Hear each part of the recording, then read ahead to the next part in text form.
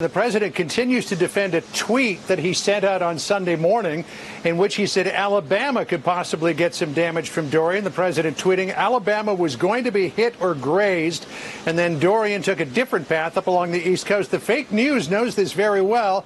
That's why they're the fake news. A bit of a controversy has erupted over this because at his hurricane briefing yesterday, the president held up a graphic of a 5-day warning cone from last Friday, the 30th, which appeared to have been modified with a Sharpie to extend the bubble out there, as you can see, to include the Florida Panhandle and parts of southern Alabama. The president was asked how that line got there yesterday afternoon. Listen here. But the original path was through Florida. That was probably 3 days. I think that's probably 3-4 days old. The original path that most people thought it was going to be taking, as you know, was right through Florida, where on the right would have been Georgia, Alabama, etc. Sorry, and that map that you showed today looked like it almost had like a Sharpie. I don't know. The president saying he didn't know how that line got there. The president also tweeted out a graphic of hurricane model plots collected by the South Florida Water Management District to prove that Alabama was at risk, and some of those tracks did come very close to the eastern part of Alabama.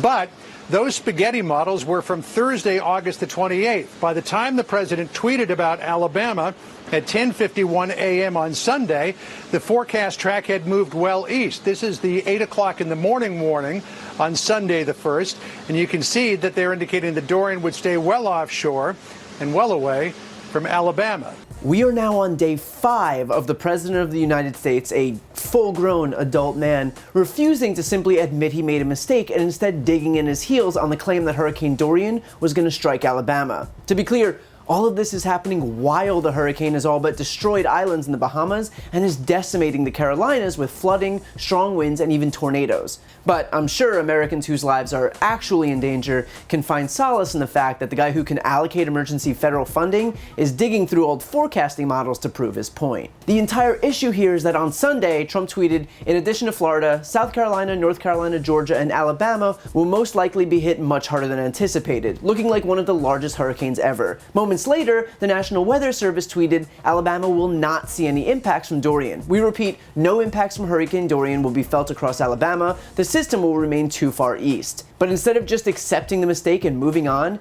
Trump has instead opted to pretend that he was right by tweeting out models of the hurricane's path from 3 days before his original tweet. His models clearly show the date as Thursday, August 29th, whereas on Sunday, the updated models showed Dorian's path nowhere near Alabama, but instead making a hard right up the East Coast. He even went so far as to show a model of the hurricane with its path altered with a Sharpie, prompting a deluge of mocking tweets online. And yet still, amid all of this, Trump is defending himself because clearly to simply admit fault would be the embarrassing option here.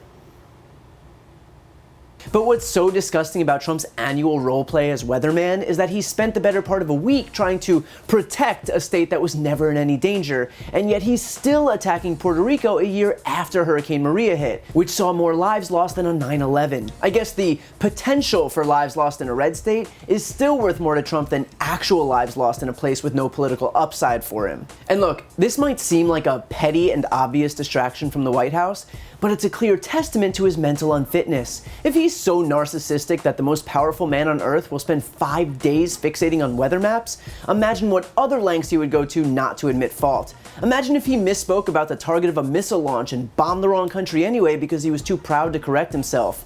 When you take into account his rapidly declining mental health, with the fact that he is physically incapable of admitting he was wrong, you're left with a horrifying recipe for disaster. Sure, it's sad and mostly pathetic when it's a Sharpie on a weather map, but don't forget that this guy has the nuclear codes. But while we expect this degree of narcissism from Trump, it's watching the entire Republican Party humiliate itself to defend his rambling, incoherent tirades that's especially sad. It's watching a party that just lost the House by the biggest margin in modern American history continue to dig in its heels on a proven losing strategy. Trump is objectively the least popular president in living memory, so to see the whole GOP predicated success on falling in line behind him, to watch them defend his disregard for the rule of law, circumventing Congress to spend taxpayer taxpayer money where he sees fit, enriching himself when federal officials and foreign dignitaries stay at his properties, when the Secret Service is forced to rent golf carts to keep up with him on his perpetual vacations, that is so remarkably pathetic for a party that dares call itself patriotic. The truth is that for the Republican Party, there is absolutely no coming back from this after the president leaves office. And so while it might seem politically convenient now to hitch their wagon to Trump's, the fallout will be even more humiliating than that one time they defended the guy who used a Sharpie to alter the path of a hurricane rather than simply admit he made a mistake.